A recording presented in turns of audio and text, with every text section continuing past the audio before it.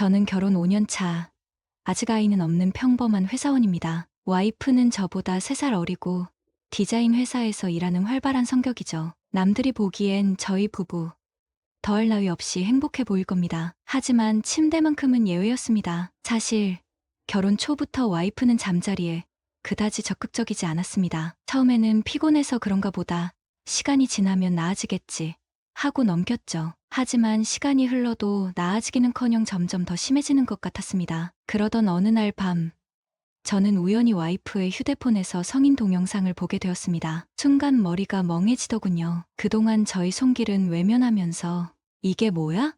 오빠. 이건 설마 너 이런 거 보면서. 제가 말을 잇지 못하자 와이프는 한숨을 쉬며 말했습니다. 오빠. 미안해. 근데 오빠랑 하는 건 재미없어. 그 말에 저는 크게 상처받았습니다. 그날 이후 저희 부부는 마치 남보다 못한 사이가 되어버렸습니다. 그러던 중 저는 와이프의 오랜 친구인 수연이에게 고민을 털어놓게 되었습니다. 수연이는 연애 고수로 우리 와이프와 저를 이어주려고 정말 고생 많이 했죠. 하지만 이 친구는 결혼에는 별 관심이 없어서 지금은 혼자 살고 있어요. 하지만 수연이는 늘 눈치가 빠르고 솔직한 친구였기에 혹시나 하는 마음에 연락을 했던 거죠. 수연아, 나 진짜 미치겠다. 왜 그래, 오빠? 또 언니랑 싸웠어? 역시 귀신 같은 기집애. 내가 무슨 말 할지 딱 알아채더라고. 그래서 솔직하게 다 털어놨죠. 그랬더니 수연이 갑자기 막 웃는 거예요. 푸아하. 오빠, 진짜 웃기다. 그럼 그렇지. 뭐가 웃겨? 나 지금 심각해. 아니, 오빠가 너무 답답해서 그래. 내가 언니는 진작에 알았다니까? 뭘 안다는 건데? 에휴, 됐어. 아무튼 오빠. 지금 어디야? 집이지. 어디겠어. 됐고. 우리 집 앞으로 와. 내가 딱 한 번만 특급 처방을 내려줄게. 그렇게 해서 수연이네 집으로 갔죠. 밤늦은 시간이었는데 걔는 완전 여왕벌처럼 쫙 빼입고 있더라고. 딱 달라붙는 청바지에 가슴팍 깊게 파인 티셔츠. 아, 갑자기 또 생각나네. 오빠, 차에서 얘기해. 수연이는 제 차 조수석에 올라타며 말했습니다. 오빠, 내가 딱 정리해 줄게. 언니가 뭘 원하는지 알겠어? 아니, 그걸 내가 알면 이 고생을 하겠냐? 됐고, 잘 들어. 언니는 좀 더 자극적인 걸 원하는 것 같아. 자극적? 그게 뭔데? 수연이 갑자기 손을 척 올려놓는 거예요. 내 말은 좀 더 과감하고 짜릿하고, 예를 들면 지금 이 순간, 바로 여기, 이 차 안에서처럼 말이야. 순간 머리가 띵하더라고. 솔직히 말해서 수연이도 장난 아니거든요. 게다가 와이프랑 싸운 뒤라 더 그랬는지 암튼 그날 밤 수연이랑, 이건 차마 말 못하겠네. 진짜 말도 마세요. 내가 지금 무슨 막장 드라마 찍는 것도 아니고. 그날 수연이랑 그래요. 차에서 그렇게 관계하고 나니까 솔직히 몸은 편하더라고. 근데 마음은 진짜 지옥 같았죠. 와이프한테 미안하기도 하고 수연이한테는 뭔가 끌려다니는 것 같고. 근데 며칠 뒤에 수연이가 진짜 저희 집에 놀러 왔어요. 와이프는 완전 좋아 죽겠다는 표정이고 둘이서 막 수다 떠는데 수연이가 자꾸 저 몰래 눈짓을 하는 거예요. 막 입모양으로 뭐라고 하는데 잘 안 들리더라고. 저녁 먹고 와이프가 설거지하는 사이에 수연이가 저를 빤히 쳐다보면서 말하는 거예요. 오빠, 오늘 나랑 하자. 뭐, 야, 너 미쳤어? 와이프도 있는데 걱정 마. 언니는 내가 알아서 재워줄게. 오빠는 그냥 기다리고 있어. 와이프와 수연이는 둘이 담소를 나누고 술을 먹기 시작하더라고요. 잠시 후 와이프는 잠들었고 수연이는 저에게 와서 손을 잡고 화장실로 끌고 가는 거예요. 분위기가 완전 멜랑콜리했어요. 오빠, 나 오늘 이 옷도 오빠에게 잘 보이려고 일부러 입은 건데. 수연이가 갑자기 옷을. 진짜 미치겠네. 수연아, 나 못하겠어. 와이프한테 너무 미안해서. 오빠, 왜 그래? 우리 이제 친구잖아. 친구끼리 이러면 안 돼?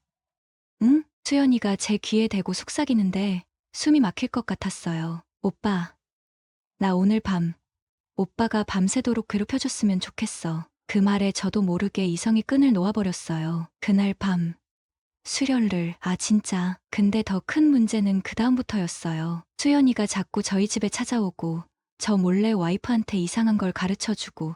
이거 어떻게 해야 할까요?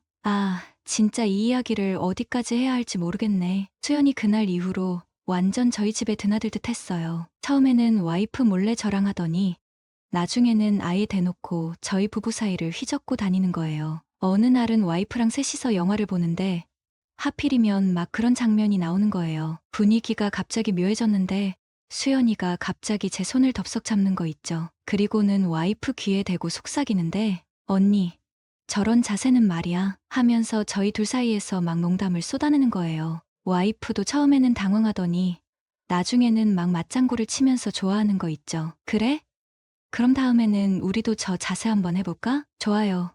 언니, 제가 특별 코칭 해줄게요. 저는 완전 투명인간 취급이었죠. 그날 밤, 수연이는 저희 집에서 자고 갔어요. 물론, 저는 상상도 하기 싫네요. 다음날 아침, 수연이가 떠나고 나서 와이프가 저한테 갑자기 묻는 거예요. 자기야, 우리 이러면 안 되는 거 알지? 순간 가슴이 철렁 내려앉았죠. 드디어 내 잘못을 아는 건가? 싶어서. 근데 와이프가 하는 말이 더 가관이었어요. 우리 수연이 몰래 좀 더 재밌는 거 해볼까? 그러더니 제 손을 끌고 침실로 들어가는 거예요. 그 후로 저희 부부는 솔직히 말해서 처음에는 수연이 때문에 미칠 것 같았는데 지금은 솔직히 어떤지 잘 모르겠어요. 와이프랑은 예전보다 더 화끈해진 것 같기도 하고 근데 마음 한구석은 뭔가 찜찜하고 이거 저 정말 어떻게 해야 하나요? 수연이가 저희 부부 사이에 끼어든 후로 저희 삶은 완전히 변해버렸어요. 마치 삼류 영화에 나오는 한 장면처럼 저희 셋은 기묘한 관계를 이어나갔죠. 수연이는 마치 저희 부부의 연애 코치라도 된 것 마냥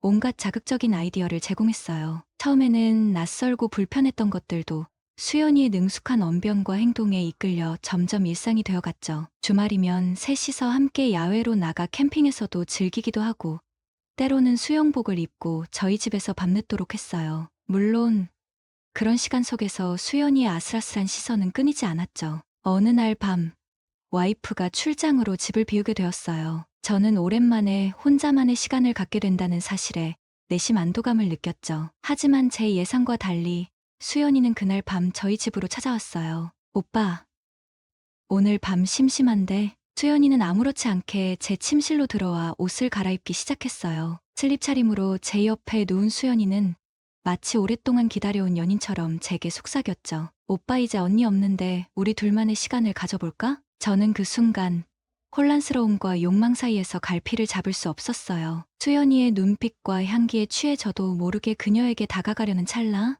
여보, 나왔어. 현관문이 열리고 와이프의 목소리가 들려왔어요. 갑작스러운 상황에 저와 수연이는 당황한 기색을 감추지 못했죠. 어머, 수연이 너 여기 있었네? 언니 오늘 출장 일정이 취소돼서 일찍 왔어. 깜짝 놀랐지? 와이프는 아무것도 모른다는 듯 환하게 웃으며 저희에게 다가왔어요. 와이프의 등장에 수연이는 당황한 척 하면서도 금세 태연하게 상황을 넘겼어요. 언니 깜짝이야. 나 오늘 오빠랑 오붓하게 저녁 먹으려고 했는데 언니 오는 줄 알았으면 미리 말해주지 그랬어. 어머, 미안해라. 내가 너무 눈치 없었네?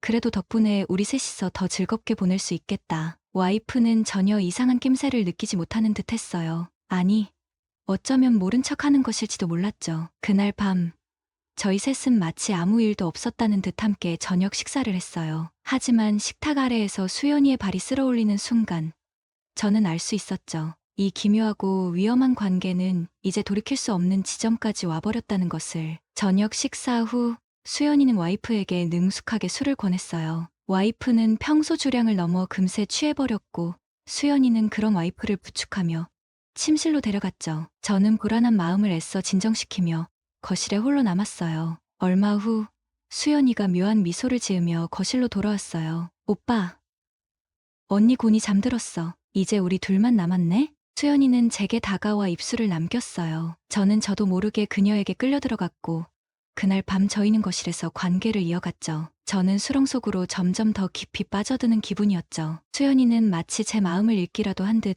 의미심장한 말을 남겼어요. 오빠 이제 벗어날 수 없을 거야. 우리 셋은 운명 공동체니까. 이렇게 저는 두 명의 아내와 살고 있습니다. 앞으로도 어떤 일들이 일어날지는 모르지만요. 오늘의 사연은 여기까지입니다. 구독과 좋아요는 사랑입니다. 오늘 용기 내어 사연 보내는 중호라고 합니다. 67살의 나이로 이런 이야기를 한다는 게 부끄럽지만 제 가슴이 너무 답답해서 어디든 털어놓고 싶었어요. 5년 전 아내가 세상을 떠난 후 저는 그냥 죽은 듯이 살았어요. 정년 퇴직하고 혼자 큰 집에서 살다 보니 빈 벽에 대고 말하는 날도 있었죠. 집안일은 개판이었고 밥도 대충 컵라면으로 때우는 날이 많았어요. 그때 아들이 제안했어요. 아버지, 우리가 옆에 집 지어 살게요. 아버지 혼자 계시면 걱정돼서요. 처음엔 고마웠죠. 나중에 알고 보니 월세값 아끼려는 수작이었지만요. 그래도 내 아들인데 뭐. 인부들이 집 짓는 동안 저는 아내의 유품을 정리했어요. 사진첩을 넘기다 아내가 웨딩드레스 입은 사진을 보는데 갑자기 뭔가 축축한 게 손등에 떨어졌어요. 울고 있었더라고요. 제가 이제 다 지나간 일인데 한 달 후 아들 부부가 이사 왔어요. 그날 처음 며느리 서연이 준비한 식사를 먹었는데 5년 만에 처음으로 제대로 된 집밥을 먹는 기분이었어요. 된장찌개 한 숟가락 떠먹는데 눈물이 핑 돌더라고요. 아버님, 맛있게 드세요. 앞으로 제가 매일 이렇게 챙겨드릴게요. 서연이의 목소리가 얼마나 다정했는지 몰라요. 31살의 꽃다운 나이에 얼굴도 예쁘고 마음씨도 고왔어요. 솔직히 처음엔 내 아들놈이 복도 더럽게 많네라는 생각만 했어요. 그런데 어느 날 밤 혼자 소주 한 잔 걸치고 비틀거리며 들어오는데 현관문 앞에 서연이가 서 있더라고요. 아버님, 걱정했어요. 전화도 안 받으시고 그 순간 술기운 때문인지 아내가 돌아간 후 처음으로 누군가 날 걱정해준다는 사실에 가슴이 먹먹해졌어요. 서연이가 부축해주는데 향수 냄새가 코끝을 스쳤어요. 살짝 달콤한 그런 향이요. 고마워, 서연아. 계단을 오르면서 그만 발을 헛디뎌 넘어질 뻔했는데 서연이가 날 잡으려다 같이 계단에 주저앉았어요. 그 바람에 서연이가 제 무릎 위에 앉게 됐고 둘 사이가 너무 가까워져서 숨결이 느껴질 정도였어요. 깜짝 놀라 일어나려는 서연이가 제 허벅지를 스치는 순간 젊은 시절 아내와의 기억이 스쳐 지나가더라고요. 죄송해요, 아버님. 얼굴이 빨개진 서연이를 보니 갑자기 심장이 빠르게 뛰기 시작했어요. 그래. 이 순간 깨달았죠. 난 내 며느리에게 끌리고 있었어요. 뭐 이런 미친 생각을 하고 있나 싶었죠. 그날 밤 침대에 누워 잠 못 이루며 도저히 지워지지 않는 그녀의 체온과 향기를 떠올렸어요. 손가락 사이로 느껴졌던 그녀의 곡선이 자꾸만 생각났고 점점 더 이상한 상상을 하게 됐어요. 내 나이가 몇인데 이런 생각을. 하지만 모니터 사이로 새어나오는 푸른빛 아래 저는 서연이를 생각하며 혼자 위안을 얻고 말았어요. 다음 날 아침 부엌에서 마주친 서연이는 평소처럼 환하게 웃었지만 어젯밤 일은 없었던 것처럼 굴었어요. 아침 식사를 차려주면서 구부리는 그녀를 보니 또다시 가슴이 두근거렸어요. 아들은 그날도 일찍 출근했고 혼자 식사를 하는 저에게 서연이가 다가와 앉았어요. 아버님, 오늘 뭐 하실 거예요? 평범한 질문인데도 가슴이 쿵쾅거리며 뛰었어요. 문득 그녀의 결혼 반지가 없다는 걸 알아챘어요. 아내의 유품을 정리하려고 좀 도와줄래? 서연이는 잠시 망설이더니 고개를 끄덕였어요. 빛나는 미소를 지으며 우리는 다락방에 올라가 아내의 유품이 담긴 상자들을 하나씩 열었어요. 사진, 옷, 액세서리. 서연이는 아내의 드레스를 꺼내 몸에 대보았어요. 예쁘네요. 아버님의 아내는 정말 아름다우셨겠어요. 그 순간 옷장 위에서 커다란 상자가 떨어지려는 찰나 저는 반사적으로 서연이를 감싸 안았어요. 상자는 우리 옆으로 떨어졌지만 내 팔은 여전히 감싸고 있었죠. 심장이 미친 듯이 뛰었어요. 괜찮아요. 서연이의 작은 목소리가 귓가에 맴돌았어요. 하지만 우리 둘 다 그 자리에서 움직이지 않았죠. 제 손이 그녀의 뒤로 올라가 부드러운 머리카락을 만졌을 때 서연이는 몸을 떨었지만 저를 밀어내지 않았어요. 서연아, 이거 미친 짓인 거 알아. 제 입술이 그녀의 목에 닿았을 때 서연이는 작은 음소리를 냈어요. 그리고 갑자기 아래층에서 현관문 열리는 소리가 들렸어요. 여보, 여기 있어. 나 서류 놓고 왔어. 어디 있는지 봤어? 아들의 목소리에 우린 서둘러 떨어졌어요. 서연이의 얼굴은 붉게 달아올라 있었고 제 심장은 아직도 귓가에서 울렸어요. 저 내려가 볼게요. 서연이는 허둥지둥 다락방을 나갔어요. 그 순간 나는 이미 금지된 선을 넘어버렸다는 걸 알았어요. 하지만 이상하게 후회는 없었어요. 오히려 더 많은 것을 원하는 제 자신이 무서웠죠. 다락방에서의 그 사건 이후로 저와 서연이 사이엔 묘한 긴장감이 흘렀어요. 서로의 눈을 마주치면 얼굴이 붉어지고 우연히 손이 스치기라도 하면 전기에 감전된 것처럼 놀라곤 했죠. 그런데도 우리는 그날의 일을 입 밖으로 꺼내지 않았어요. 말로 터뜨리는 순간 돌이킬 수 없을 것 같았거든요. 그러던 어느 날 밤, 벽 너머로 들려오는 부부싸움 소리에 잠에서 깼어요. 아들 녀석의 고함 소리가 집 안을 가득 채웠죠. 야, 내가 언제 그랬어? 증거 있어? 서연이의 흐느끼는 소리가 그 뒤를 이었어요. 핸드폰에서 다 봤어. 내가 오늘도 그 여자랑 있었잖아. 쾅! 무언가 깨지는 소리가 들렸어요. 가슴이 덜컥 내려앉았죠. 옷을 대충 걸치고 문 밖으로 나가려는데 현관문 열리는 소리와 함께 누군가 쿵쿵대며 내려가더라고요. 창문으로 보니 아들 녀석이 차에 올라타 시벌거리며 출발하는 게 보였어요. 용기를 내서 서연이네 집 초인종을 눌렀어요. 서연아, 괜찮니? 한참 후 문이 열렸어요. 서연이의 눈은 붉게 부어 있었고 입술은 피가 맺혀 있었어요. 그 모습에 가슴이 찢어지는 것 같았죠. 아버님, 죄송해요. 시끄러웠죠. 말을 마치기도 전에 그녀는 제 품에 안겨 울기 시작했어요. 난 아무 말 없이 그녀의 등을 토닥여줬죠. 그녀의 몸이 떨리는 게 느껴졌어요. 그 떨림이 제 몸으로 전해지는 것 같았어요. 들어와요.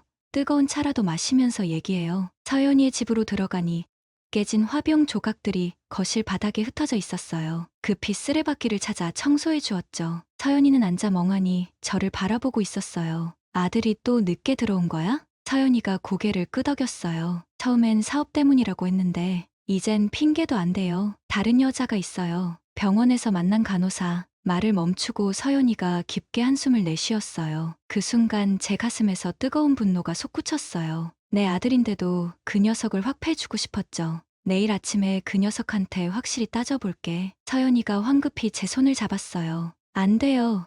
더 심해질 뿐이에요. 그냥 아버님만 알고 계세요. 그녀의 손이 제 손 위에 놓여 있었어요. 작고 따뜻한 손이 제 거친 손을 감싸 안은 모습이 왜 그리 아름다워 보이던지 저도 모르게 손을 뒤집어 그녀의 손가락 사이로 제 손가락을 끼워 넣었어요. 서연이가 놀란 듯 저를 바라봤지만 손을 빼지는 않았어요. 아버님, 우리 이러면 안 되는 거 알아요. 그러면서도 그녀의 눈은 제 입술을 바라보고 있었어요. 숨이 멎는 것 같은 침묵이 흘렀죠. 알아, 나도 알아. 그렇게 말하면서도 우린 서로에게 더 가까이 다가가고 있었어요. 그녀의 입술이 제 것에 닿았을 때 온 세상이 멈춘 것 같았어요. 짧지만 뜨거운 일이 끝나고 우린 서로를 바라보며 숨을 헐떡였죠. 미안해. 이건 잘못된 거야. 급히 일어나 돌아서려는데 서연이가 제 소매를 붙잡았어요. 가지 마세요. 오늘 밤 혼자 있기 싫어요. 그 말 한마디에 제 이성의 끈이 끊어졌어요. 다시 돌아서서 그녀를 끌어안았고 이번엔 더 깊고 열정적인 일을 나눴죠. 서연아, 이건 말하지 마세요. 그냥 지금만. 우리의 손길은 점점 대담해졌어요. 우리는 소파에서 시작해 그녀의 침실로 옮겨갔어요. 침실 문을 닫는 순간 나이도 관계도 죄책감도 모두 문 밖에 두고 왔죠. 오직 두 사람의 뜨거운 체온만이 방 안을 채웠어요. 둘이 하나가 되는 순간 서연이의 눈에서 눈물이 흘러내렸어요. 제 손가락으로 그 눈물을 닦아주었죠. 아파? 아니요. 그냥 행복해서. 그 말에 가슴이 뭉클해졌어요. 그날 밤 우리는 서로의 품에 안겨 잠들었어요. 아침이 오기 전에 제 방으로 돌아와야 한다는 생각을 하면서도 그녀의 따뜻한 체온에 취해 자리를 뜨지 못했죠. 아내의 사진이 걸린 거실을 통과할 때 죄책감이 밀려왔지만 묘하게도 후회는 없었어요. 다만 이게 단순한 육체적 위로였는지 아니면 더 깊은 감정인지 스스로에게 물었죠. 날이 밝고 아들이 귀가했을 때 우리는 아무 일도 없었던 것처럼 행동했어요. 하지만 식탁에서 서연이와 눈이 마주칠 때마다 지난밤의 기억이 생생하게 떠올라 가슴이 두근거렸어요. 그날부터 우리는 아들이 없는 시간을 틈타 서로의 품에 안겼어요. 죄책감은 있었지만 그보다 더 강한 감정이 우리를 이끌었죠. 그녀가 요리하는 뒤에서, 그녀가 설거지하는 모습을 뒤에서 바라보다 참지 못해 허리를. 아내의 기일이 다가왔어요. 서연이는 정성껏 제사상을 준비했고 아들은 회사 일이 바빠서라는 핑계로 오지 않았죠. 제사를 지내는 내내 죄책감이 가슴을 짓눌렀어요. 아내의 영정 앞에서 며느리와 눈을 맞추는 게 너무 괴로웠죠. 제사가 끝나고 술에 취해 서연이에게 물었어요. 우리 이거 정말 괜찮은 거야? 서연이는 오랫동안 침묵하다 작은 목소리로 대답했어요. 저도 모르겠어요. 하지만 아버님이 옆에 있을 때만 행복해요. 그 말을 듣는 순간 제 심장이 터질 것 같았어요. 이건 단순한 위로나 욕망이 아니었어요. 우리는 정말로 서로에게 빠져들고 있었던 거죠. 하지만 의 비밀스러운 관계는 어느 화창한 봄날 갑자기 위기를 맞게 됐어요. 전혀 예상치 못한 순간에 그날은 평소와 같은 아침이었어요. 아들은 일찍 나가고 서연이는 꽃무늬 원피스를 입고 제 아침 식사를 준비하고 있었죠. 그녀가 냄비에 국을 끓이는 모습을 보며 뒤에서 살짝 안아주고 싶었어요. 하지만 그날따라 서연이의 얼굴이 창백했어요. 괜찮아? 얼굴이 안 좋아 보여. 괜찮아요. 아버님, 그냥 좀 피곤해서. 그녀가 식탁에 국을 놓으려다 갑자기 손에서 그릇을 떨어뜨렸어요. 뜨거운 국물이 바닥에 쏟아졌지만 그게 문제가 아니었어요. 서연이의 몸이 천천히 바닥으로 쓰러지기 시작했거든요. 서연아, 제가 그녀를 붙잡았지만 그녀의 눈은 이미 초점을 잃고 있었어요. 입에서는 하얀 거품이 나오고 온몸이 경련을 일으키는데 정말 공포스러웠어요. 정신없이 119에 전화했죠. 제 며느리가 갑자기 쓰러졌어요.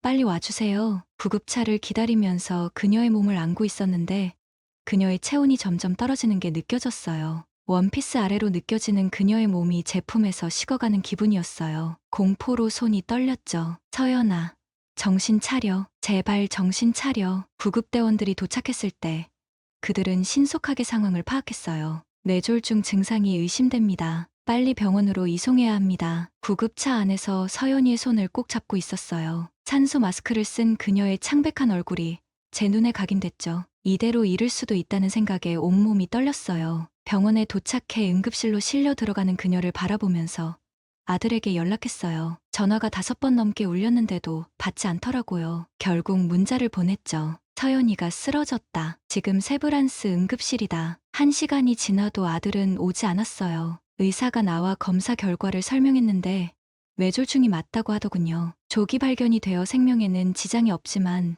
왼쪽 다리에 일시적인 마비가 올 수 있다고. 가족분이 병실 준비와 입원 수속을 밟아주셔야 합니다. 제가 아들 대신 모든 수속을 밟았어요. 그동안 서연이는 중환자실에 있었고 저는 병원 복도에서 초조하게 기다렸죠. 4시간이 지나서야 아들에게서 전화가 왔어요. 아버지, 어떻게 된 거예요? 음성에서 술 냄새가 나는 것 같았어요. 서연이가 생사의 갈림길에 있는데 술을 마시고 있었다니. 화가 치밀어 올랐지만 지금은 참아야 했어요. 서연이가 뇌졸중으로 쓰러졌어. 빨리 와. 지금 중요한 미팅 중이에요. 끝나면 갈게요. 뭐라고?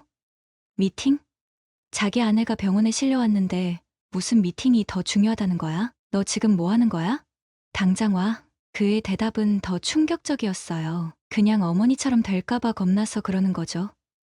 괜찮아요. 아버지, 서연이는 젊으니까 금방 나을 거예요. 전화를 끊고 나서 제 손이 떨리기 시작했어요. 아내를 언급한 것도 충격이었지만 그보다 서연이를 향한 그의 무관심함이 더 충격적이었죠. 서연이가 중환자실에서 일반 병실로 옮겨진 건 그날 밤이었어요. 창백한 얼굴로 누워있는 모습이 너무 연약해 보였죠. 그녀의 손을 잡고 싶었지만 간호사들이 있어서 참았어요. 모든 간호사가 나가고 우리 둘만 남았을 때 드디어 그녀의 손을 잡았어요. 그 순간 그녀가 눈을 떴죠. 아버님, 어디예요? 병원이야. 넌 뇌졸중으로 쓰러졌어. 그녀의 눈에서 눈물이 흘러내렸어요. 제 손을 꼭 잡으며 그녀가 물었죠. 우진이는요? 안 왔어요? 저는 대답하지 못했어요. 그녀는 이미 알고 있다는 듯 눈을 감았어요. 괜찮아요. 익숙해요. 그 말이 제 가슴을 찢어놓았어요. 제 며느리가, 제가 사랑하는 여자가 이렇게 아파하는데 내 아들이 그녀를 외면한다는 사실이 너무 괴로웠죠. 병실 문이 열리고 간호사가 들어왔어요. 보호자분, 면회 시간이 끝났습니다. 제가 이 환자의 시아버지인데 오늘 밤 함께 있어도 될까요? 간호사는 잠시 망설이다가 고개를 끄덕였어요. 저는 그날 밤 병실 의자에서 잠들었죠. 새벽녘, 무언가 제 손을 만지는 느낌에 잠에서 깼어요. 서연이가 깨어 있었고 제 손을 토닥이고 있었어요. 아버님, 고마워요. 그 순간 병실 문이 열렸어요. 아들이 들어왔죠. 놀랍게도 그의 옆에는 낯선 여자가 있었어요. 제 심장이 멈추는 것 같았죠. 아버지, 아직도 여기 계셨네요. 아들은 마치 아무 일도 없다는 듯 말했어요. 옆에 여자는 간호사 유니폼을 입고 있었고 낯빛이 창백했어요. 그녀의 명찰에는 김지영이라고 적혀 있었어요. 저는 즉시 알아차렸죠. 이 여자가 아들의 바람 상대였던 거예요. 서연이도 알아챘는지 눈물이 그녀의 뺨을 타고 흘러내렸어요. 하지만 그녀는 아무 말도 하지 않았죠. 그 순간 제 속에서 뭔가가 끊어졌어요. 내 아들이지만 더 이상 참을 수 없었죠. 너 지금 뭐 하는 짓이야? 아들은 당황한 기색 없이 대답했어요. 뭐가요? 그냥 친구 데려온 건데. 친구?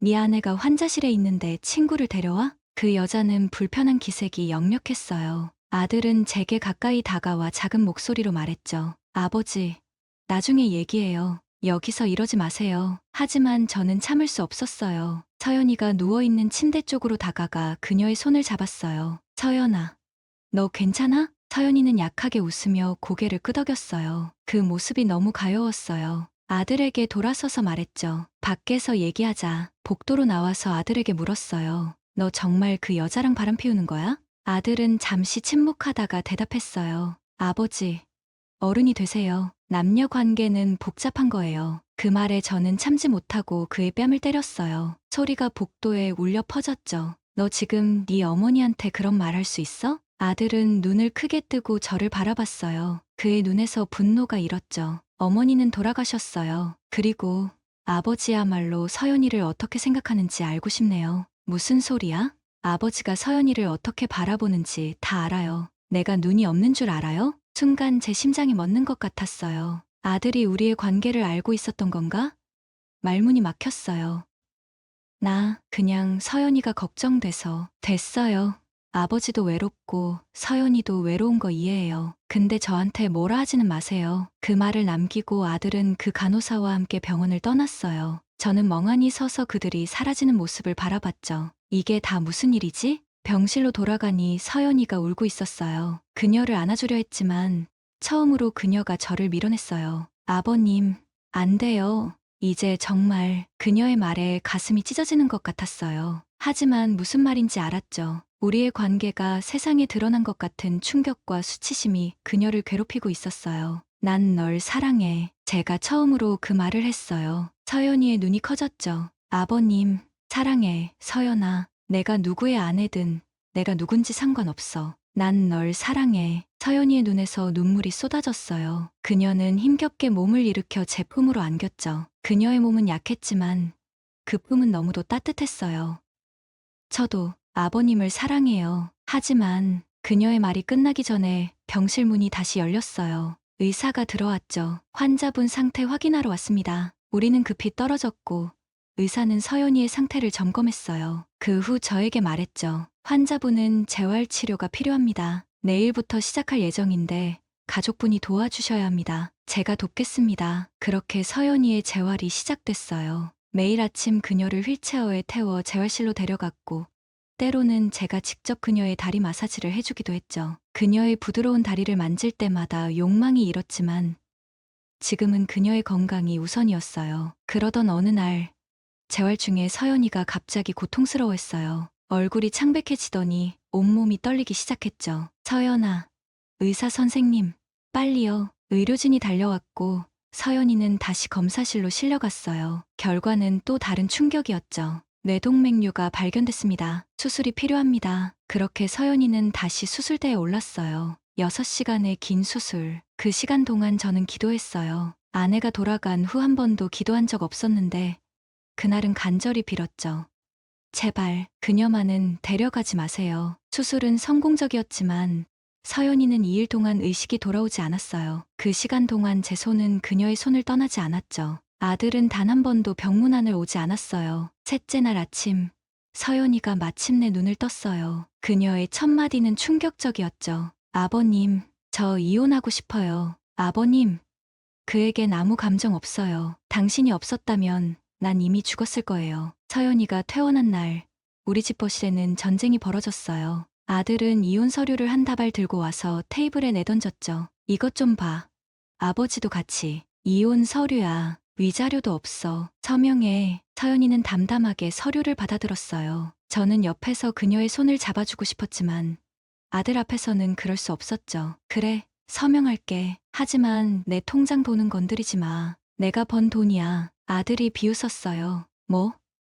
그동안 내가 얼마나 썼는데 너 지금 뭐라고 했어? 제가 벌떡 일어났어요. 아들이 제게 눈을 똑바로 쳐다봤어요. 아버지, 이건 우리 부부 문제니까 끼어들지 마세요. 내 아내가 병원에 누워있을 때는 신경도 안 쓰더니 이혼할 때는 갑자기 우리 부부 문제야? 아들이 갑자기 소리를 질렀어요. 그래. 그럼 뭐 어쩔 건데? 아버지는 우리 문제에 신경 쓰지 말고 본인 인생이나 신경 쓰세요. 하긴 이미 본인 인생을 너무 열심히 즐기고 계시네요. 순간 공기가 얼어붙었어요. 아들은 서류 가방에서 스마트폰을 꺼내 몇 장의 사진을 내보였어요. 이게 뭐죠? 아버지? 설명 좀 해보세요. 화면에는 제가 병원에서 서연이의 이마에 뽀뽀하는 장면 등등 은밀한 장면이 있었어요. 제 심장이 멎는 것 같았죠. 너 우리를 미행했어? 미행은 무슨 간호사가 찍어서 보내줬어요. 아버지가 며느리랑 불륜이라니 참 가관이네요. 서연이가 갑자기 벌떡 일어났어요. 다리가 아직 완전히 회복되지 않아 비틀거렸지만 그녀의 눈빛은 강인했어요. 불륜? 내가 다른 여자랑 몇 년째 관계 유지하면서 불륜이라고 말해? 뭐가 그렇게 잘났다고 이중잣대야? 아들은 서연이를 향해 손을 들었어요. 그 순간 제가 아들의 팔을 붙잡았죠. 서연이한테 손대지 마. 아들이라도 용서 못해. 이제 아버지는 며느리 편이군요. 어머니 생각은 안 나나요? 그 말이 제 심장을 찔렀어요. 하지만 서연이가 내 앞으로 나섰어요. 시어머니는 훌륭한 분이셨어. 내가 감히 그분을 입에 담지 마. 나 역시 아버님과 이런 관계가 될 거라고 생각 못했어. 하지만 아버님은 나를 정말 사람으로 대해주는 유일한 사람이야. 너는 날 그저 살림하는 기계 정도로만 봤지. 아들이 차갑게 웃었어요. 역시 아버지처럼 위선자네. 뭐, 둘이 잘 살아봐. 근데 동네 사람들이 뭐라고 할지 궁금하네. 아들 와이프 뺏은 시아버지라고 할까? 제 손이 떨리기 시작했어요. 동네 소문이 두려운 게 아니라 서연이가 그런 소문으로 상처받을까봐 걱정됐죠. 이 바보 같은 놈아, 제가 말을 잇기도 전에 서연이가 이혼 서류에 서명했어요. 그리고 아들을 똑바로 쳐다보며 말했죠. 이제 됐지?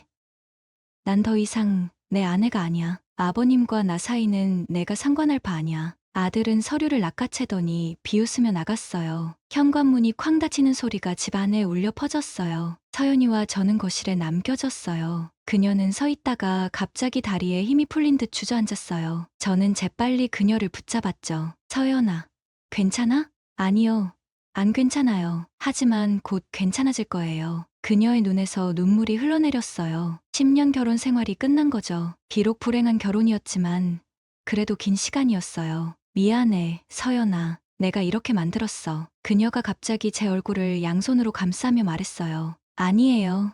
아버님은 내 인생의 구원자예요. 이혼은 내가 오래전부터 원했던 거예요. 용기가 없었을 뿐이죠. 우리는 서로를 바라봤어요. 이제 모든 장벽이 무너졌어요. 더 이상 시아버지와 며느리가 아니었어요. 그저 서로를 사랑하는 한 남자와 한 여자였죠. 이제 어떻게 할래? 제가 물었어요. 서연이는 잠시 생각하더니 대답했어요. 먼저 제대로 된 술 한 잔 마시고 싶어요. 그래서 그날 밤 우리는 제 집 테라스에서 전통주를 마셨어요. 봄바람이 부드럽게 불어오고 달빛이 그녀의 얼굴을 비추고 있었죠. 아내의 사진은 여전히 거실에 있어요. 서연이가 문득 말했어요. 저는 고개를 끄덕였죠.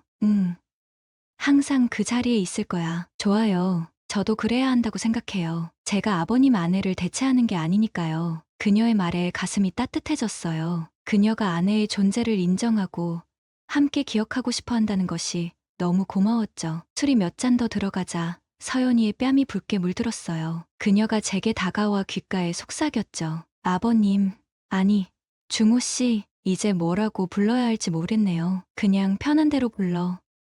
그럼, 중호 씨, 내가 회복되면 같이 여행 가요. 우리만의 신혼여행 같은 거요. 그 말에 제 심장이 쿵쾅거렸어요. 서연이의 손을 잡고 입맞춤을 했죠. 어디든 너와 함께라면 좋아. 술 기운이 점점 오르며 우리는 대담해졌어요. 아직 다리가 완전히 회복되지 않았지만 그녀의 눈빛은 강렬함으로 가득했죠. 중호 씨, 나 이제 다른 사람의 아내가 아니에요. 여전히 나를 원해요? 더 원하지. 그녀의 입술을 향해 다가갔어요. 더 이상 죄책감도 두려움도 없었죠. 그저 순수한 사랑만이 있었어요. 서연이의 손이 제 셔츠 단추를 심장이 더 빠르게 뛰었죠. 여기서요? 테라스에서? 제가 놀라서 물었어요. 서연이는 장난스럽게 웃었어요. 왜요?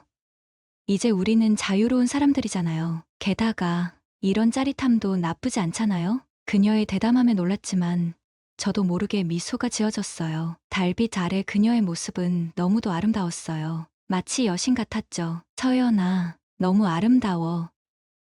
아, 중호 씨, 사랑해요. 그녀의 고백이 밤하늘에 울려 퍼지는 것 같았어요. 서로의 절정에 다다랐을 때 우리는 함께 별을 보는 것 같았죠. 아직 숨을 고르며 누워있는데 갑자기 머리 위로 무언가 떨어졌어요. 비였어요. 따뜻한 봄비가 우리의 몸을 적셨죠. 아, 비다. 서연이가 놀라서 소리쳤지만 이내 웃음이 터졌어요. 저도 함께 웃었죠. 옷을 급히 주워들고 집 안으로 뛰어들어갔어요. 거실에 도착했을 때 우리는 비에 흠뻑 젖어 있었어요. 이런, 감기 걸리겠어요. 서연이가 말했지만 웃음이 멈추지 않았어요. 갑자기 제 시선이 거실 벽에 걸린 아내의 사진에 닿았어요. 아내는 사진 속에서 미소 짓고 있었어요. 서연이도 그 시선을 따라가더니 그녀도 아내의 사진을 바라봤어요. 그리고 조용히 말했죠. 저 왔어요, 어머님. 앞으로 중호 씨 잘 챙기고 행복하게 해드릴게요. 지켜봐 주세요. 그 말에 제 눈에서 뜨거운 눈물이 흘러내렸어요. 서연이가 제 얼굴을 닦아주었죠. 울지 마요. 이제 우리는 행복할 거예요. 바로 그 순간 초인종이 울렸어요. 서로 당황한 눈빛을 교환한 후 옷을 대충 껴입었어요. 누구지? 설마 아들이? 문을 열자 동네 이웃 할머니가 서 계셨어요. 아이고, 중호 씨, 혹시 내일 마살 나가는 길에 우리 손주 학원비 좀 전해줄 수 있어요? 할머니의 시선이 우리의 젖은 머리와 대충 걸친 옷에 머물렀어요. 그리고 서연이를 바라보며 물었죠. 아이고, 내가 눈이 침침해서 이 아가씨는 누구세요? 순간 머릿속이 하얘졌어요. 뭐라고 소개해야 할지. 그때 서연이가 앞으로 나섰어요. 안녕하세요, 할머니. 저는 서연이에요. 중호 씨, 여자친구예요. 할머니의 눈이 동그래졌어요. 아이고, 중호 씨가 여자친구를 만들었구먼. 잘 됐네. 잘 됐어. 혼자 살면 얼마나 외롭겠어. 아가씨, 우리 중호 씨 잘 부탁해요. 할머니가 환하게 웃으며 말했어요. 서연이도 웃으며 고개를 끄덕였죠. 네. 할머니, 제가 평생 챙겨드릴게요. 할머니가 돌아가신 후 우리는 서로를 쳐다보고 크게 웃음을 터뜨렸어요. 처음으로 다른 사람에게 우리를 인정받은 순간이었죠. 그날 밤, 우리는 같은 침대에서 서로 껴안고 잠들었어요. 더 이상 숨길 필요도, 새벽에 헤어질 필요도 없었죠. 이제 우리는 정식으로 한 커플이었어요. 다음 날 아침, 서연이는 아직 자고 있었어요. 조용히 일어나 부엌에 갔어요. 아침 식사를 준비하고 싶었거든요. 서연이가 항상 저를 위해 해온 일을 이제는 제가 그녀를 위해 하고 싶었어요. 냉장고를 뒤지는데 갑자기 휴대폰이 울렸어요. 아들이었어요. 아버지, 얘기 좀 해요. 아들과의 관계를 완전히 끊고 싶지는 않았어요. 어쨌든 내 아들이니까요. 그래. 언제 만날까? 오늘 점심에 근처 식당에서 봐요. 식당에 도착하자 아들이 이미 와 있었어요. 표정이 무거웠죠. 아버지, 어제는 제가 좀 심했어요. 미안해요. 의외의 사과에 놀랐어요. 괜찮아. 내가 화날 만도 해. 아버지, 솔직히 서연이랑 그런 사이가 될 줄은 상상도 못했어요. 처음엔 충격이었죠. 하지만 생각해보니 제가 서연이를 제대로 대해준 적이 없었던 것 같아요. 아들의 목소리가 떨렸어요. 저도 제 잘못을 인정해요. 서연이는 좋은 여자예요. 아버지가 행복하다면 저도 응원할게요. 제 목에 뭔가 걸린 것처럼 말이 나오지 않았어요. 아들을 보니 그도 많이 힘들었던 것 같았어요. 고맙다. 아들, 근데 한 가지만 부탁할게요. 서연이 정말 행복하게 해줘요. 내가 못한 거 아버지가 다 해줘요. 당연하지. 점심을 마치고 집으로 돌아오는 길. 마음이 한결 가벼워졌어요. 집에 도착하자 서연이가 현관에서 기다리고 있었어요. 어땠어요? 생각보다 괜찮았어. 아들이 우리를 인정해줬어. 서연이의 눈에 눈물이 고였어요. 다행이에요. 서연이를 꼭 안아주었어요. 그리고 귓가에 속삭였죠. 서연아, 제주도 가자. 내가 원했던 여행. 함께 가자. 그녀가 제 품에서 고개를 들어 밝게 웃었어요. 정말요? 언제요? 내일이라도, 당장. 서연이는 기쁨에 겨워 소리를 질렀어요. 그녀의 웃음소리가 집 안을 가득 채웠죠. 사랑해요, 중호 씨. 나도 사랑해, 서연아. 저희의 금지된 봄은 이렇게 꽃을 피웠어요. 많은 사람들이 비난할지도 모르겠지만 우리는 진실된 마음으로 서로를 사랑하고 있어요. 이제 우리는 더 이상 시아버지와 며느리가 아니라 그저 서로를 깊이 사랑하는 한 남자와 한 여자일 뿐이에요. 이 사랑이 금기를 넘어 진정한 봄을 맞이한 것처럼요. 오늘의 사연은 여기까지입니다. 구독과 좋아요는 사랑입니다. 안녕하세요. 저는 결혼 5년차 평범한 회사원 김철민이라고 합니다. 제목 그대로입니다. 와이프 친구 때문에 돌아버리겠어요. 일단 저희 와이프 진짜 착하고 순둥순둥한 스타일입니다. 요리도 잘하고 애교도 많고 근데 눈치가 좀 없어요. 눈치 없다는 게 뭐냐면 자기 친구가 얼마나 남자를 홀리는 스타일인지 전혀 모른다는 겁니다. 그 주인공은 바로 와이프의 대학교 동창이자 베프, 윤, 상, 미. 이름부터 예사롭지 않죠? 얼굴은 딱 여긴 말 못하겠는데 암튼 남자들이 환장하는 스타일입니다. 키 크고 늘씬하고 성격은 또 얼마나 시원시원한지 처음 봤을 때 저도 솔직히 좀 설렜습니다. 근데 문제는 이 친구가 눈치도 없고 좀 맹한 구석이 있어요. 제가 왜 이렇게 상미 씨 때문에 돌아버리겠다고 하는지 그 기막힌 사건들을 지금부터 하나씩 풀어보겠습니다. 사건의 발단은 바로 한 달 전 상미 씨가 저희 동네로 이사 오면서 시작됐습니다. 새로 지은 아파트에 혼자 살게 됐는데 하필 그 아파트 바로 앞에 있는 회사에 취직을 한 겁니다. 문제는 이 친구가 음주운전으로 면허가 정지됐다는 거죠. 저희 동네가 아직 교통편이 불편해서 자차 없으면 출퇴근이 진짜 전쟁터거든요. 그래서 와이프가 어머 상미야 그럼 우리 철민이가 아침에 태워다 줄까? 이러는 겁니다. 저는 속으로 아니 왜 굳이 이러고 있는데 상미 씨는 좋다고 싱글벙글 심지어 기름값 아껴서 소파 바꾸자 라며 와이프까지 부추기는데 아니 소파가 문제가 아니라 제가 매일 아침 그 여신 같은 친구를 차에 태우고 출근해야 한다는 게 문제라고요. 그렇게 저희 기막힌 카풀 라이프가 시작됐습니다. 처음 며칠은 괜찮았어요. 상미 씨도 어색했는지 조용히 앉아서 폰만 만지작거리더라고요. 근데 사람이 간사한 게 며칠 지나니까 슬슬 말도 붙이고 싶고 은근슬쩍 웃겨주고 싶고 그렇더라고요. 그러다 보니 별별 생각이 다 들었습니다. 혹시 상미 씨도 나한테 좀 설레는 거 아닐까? 아니야. 김철민, 정신 차려. 유부남이 무슨 헛소리야. 이런 식으로 혼자 북치고 장구치고 난리도 아니었습니다. 그러던 어느 날 제 인생 최대의 위기이자 기회가 찾아왔습니다. 그날따라 비가 엄청 쏟아졌습니다. 하필 우산도 안 챙겨 나왔는데 상미 씨는 회사 앞에서 저만 기다리고 있을 거 아닙니까? 에휴. 오늘 같은 날 택시 잡는 건 하늘의 별 따기인데 저는 마음을 굳게 먹고 최대한 빨리 회사 앞으로 차를 몰았습니다.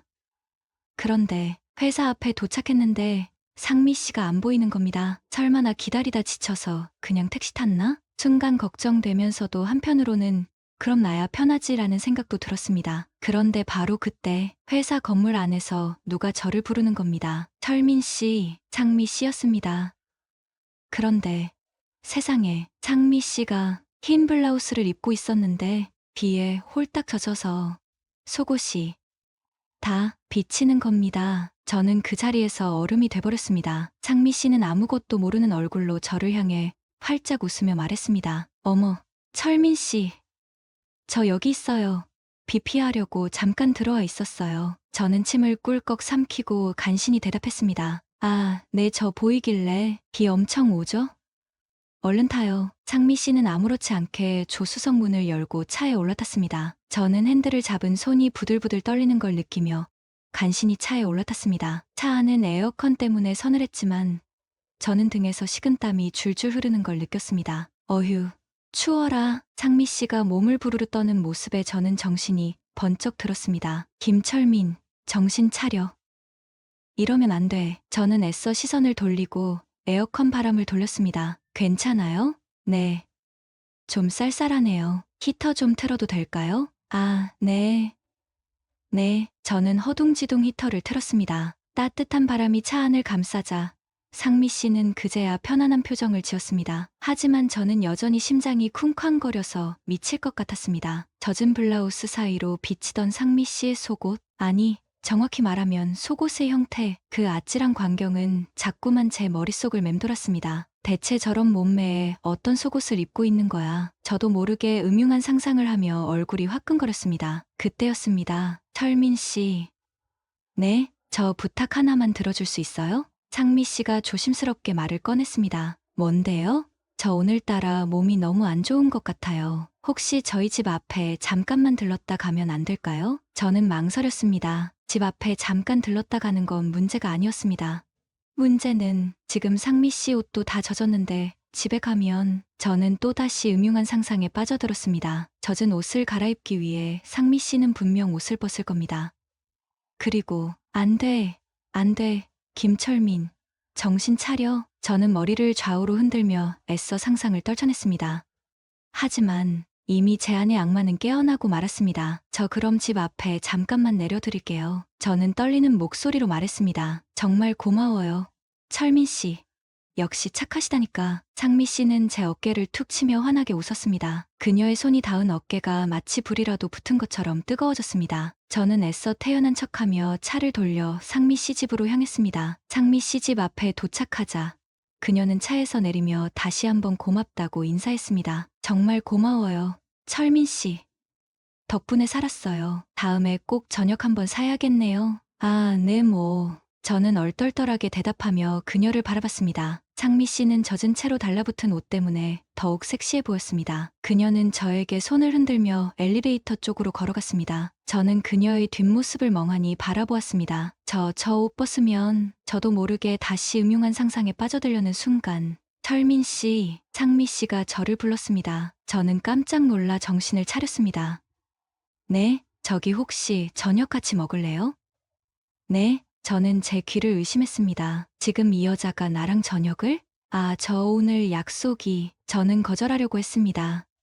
하지만 제가 맛있는 거 해줄게요. 와인도 있어요. 상미 씨가 싱긋 웃으며 말했습니다. 그녀의 미소는 마치 마녀의 유혹처럼 달콤했습니다. 저는 결국 그럼 잠깐만 악마의 유혹에 굴복하고 말았습니다. 꺄, 정말요? 그럼 저 먼저 올라가 있을게요. 상미 씨는 제 대답을 듣자마자 아이처럼 기뻐하며 엘리베이터에 올라탔습니다. 저는 멍하니 엘리베이터 문이 닫히는 것을 바라보았습니다. 내가 지금 무슨 짓을... 머릿속은 혼란스러웠습니다. 아내 친구 집에 저녁을 먹으러 간다는 사실도 믿기지 않았고 무엇보다 대체 왜 거절하지 못한 거지? 스스로에게 화가 났습니다.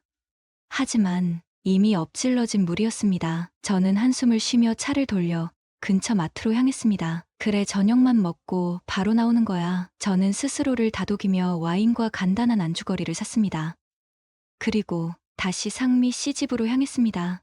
띵동, 초인종을 누르자. 네. 잠깐만요. 상미 씨의 상큼한 목소리가 들려왔습니다. 잠시 후 문이 열렸습니다. 어서 오세요. 상미 씨는 밝은 미소로 저를 맞이했습니다. 하지만 저는 저도 모르게 숨을 들이켰습니다. 상미 씨는 젖은 옷은 온데간데 없고 몸에 달라붙는 빨간색 원피스를 입고 있었습니다. 왜 그러세요? 상미 씨가 어리둥절한 표정으로 저를 바라보았습니다. 아, 아닙니다. 옷이 잘 어울리셔서. 저는 당황해서 말을 더듬었습니다. 아, 이 옷이요?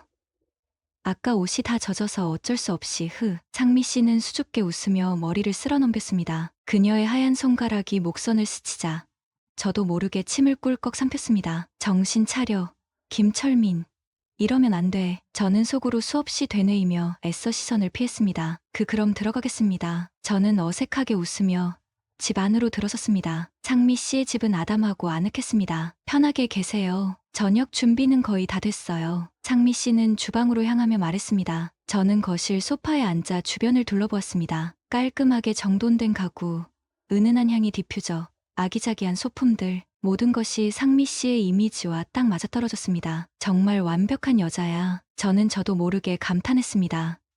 하지만 곧바로 죄책감이 몰려왔습니다. 내가 지금 무슨 생각을... 저는 고개를 저으며 애써 상미 씨에 대한 생각을 지우려고 노력했습니다. 그때였습니다. 철민 씨, 상미 씨가 저를 불렀습니다. 네? 저 와인 오프너가 어디 있는지 모르겠는데 좀 봐주시겠어요? 그녀의 목소리는 마치 속삭이는 듯했습니다. 저는 자리에서 일어나 주방으로 향했습니다. 그리고 그 순간 저는 주방으로 들어서는 순간 저는 눈앞에 펼쳐진 광경에 심장이 멎는 듯했습니다. 상미 씨는 싱크대 앞에 서서 요리를 하고 있었습니다. 그런데 그녀는 브래지어를 하지 않은 채였습니다. 얇은 원피스 아래로 그녀의 풍만한 가슴이 적나라하게 드러나 보였습니다. 저기 저는 저도 모르게 말을 더듬었습니다. 왜 그러세요, 철민 씨? 상미 씨가 고개를 돌려 저를 바라보았습니다. 그녀의 표정은 아무것도 모르는 천사처럼 순수해 보였습니다. 아니, 저는 차마 그녀의 시선을 마주 볼 수 없었습니다. 와인 오프너 말씀하시는 거죠? 서랍 안쪽에 있어요. 상미 씨는 아무렇지 않게 대답하며 다시 요리에 집중했습니다. 저는 허둥지둥 서랍을 열어 와인 오프너를 찾았습니다. 그리고 최대한 그녀의 몸에서 시선을 떼려고 노력하며 와인병을 따기 시작했습니다. 침착해, 침착해, 김철민. 저는 속으로 수없이 되뇌었습니다. 하지만 제 몸은 이미 제 마음대로 움직이지 않았습니다. 탁! 와인병이 열리는 소리와 함께 제 이성의 끈도 함께 끊어지는 듯 했습니다. 상미 씨. 저는 저도 모르게 그녀의 이름을 불렀습니다. 네? 상미 씨가 고개를 돌려 저를 바라보았습니다. 그녀의 눈빛, 표정, 분위기, 모든 것이 저를 유혹하는 듯 했습니다. 저는 하고 싶은 말이 목구멍까지 차올랐지만 차마 입 밖으로 꺼낼 수가 없었습니다. 안 돼, 이러면 안 돼. 저는 마지막 남은 이성의 끈을 잡고 애써 그녀에게서 눈을 돌렸습니다. 그리고 저 화장실 좀 겨우 한마디를 내뱉고 황급히 주방을 빠져나왔습니다. 쿵. 화장실로 향하는 제 심장 소리가 유난히 크게 울렸습니다. 대체 나 지금 무슨 짓을? 저는 거울 속에 비친 제 모습을 바라보며 자책했습니다. 붉게 달아오른 얼굴, 흔들리는 눈빛, 거칠게 오르내리는 가슴. 정신 차려. 김철민. 아내 생각해. 아내. 저는 찬물로 세수를 하며 애써 마음을 진정시키려고 노력했습니다. 하지만 한 번 흔들린 마음은 좀처럼 가라앉지 않았습니다. 화장실에서 나오니 식탁 위에 먹음직스러운 음식들이 차려져 있었습니다. 앉으세요, 철민 씨. 상미 씨는 마치 아무 일도 없었다는 듯 환하게 웃으며 저를 맞이했습니다. 저는 애써 평정심을 유지하며 식탁 앞에 앉았습니다. 와, 정말 맛있겠네요. 저는 어색하게 웃으며 말했습니다. 입에 맞으실지 모르겠어요. 많이 드세요. 상미 씨는 제게 와인을 따라주며 말했습니다. 저는 와인 잔을 들고 그녀와 가볍게 건배를 했습니다. 근데 아까 저는 차마 브래지어 이야기를 꺼낼 수가 없었습니다. 네? 상미 씨가 눈을 동그랗게 뜨며 되물었습니다. 아닙니다. 그냥 음식이 정말 맛있어 보여서요. 저는 얼버무리며 포크를 집어들었습니다. 하지만 음식을 입에 넣어도 무슨 맛인지 제대로 느낄 수가 없었습니다. 자꾸만 아까 주방에서 보았던 상미 씨의 모습이 머릿속에서 떠올랐기 때문입니다. 젠장 미치겠네. 저는 속으로 신음하며 와인을 들이켰습니다. 저는 애써 상미 씨와의 저녁 식사 자리를 평범하게 만들려고 노력했습니다. 하지만 제 마음은 이미 통제불능 상태였습니다. 상미 씨의 손짓 하나, 눈빛 하나에도 저는 움찔거렸고 그녀의 향긋한 채취가 제 코끝을 스칠 때마다 저는 정신을 차릴 수가 없었습니다. 이러면 안 돼. 저는 속으로 수없이 되뇌었지만 제 몸은 이미 제 마음대로 움직이지 않았습니다. 철민 씨? 상미 씨가 제게 말을 걸었습니다. 네. 저는 화들짝 놀라며 그녀를 바라보았습니다. 무슨 생각을 그렇게 하세요? 표정이 안 좋아 보이세요. 상미 씨가 걱정스러운 듯 제게 물었습니다. 아무것도 아닙니다. 그냥 피곤해서. 저는 또다시 얼버무리며 와인을 들이켰습니다. 그러세요? 제가 너무 무리한 부탁을 드렸나 봐요. 상미 씨가 미안한 표정을 지었습니다. 아니에요, 괜찮아요, 정말. 저는 애써 웃어 보였습니다.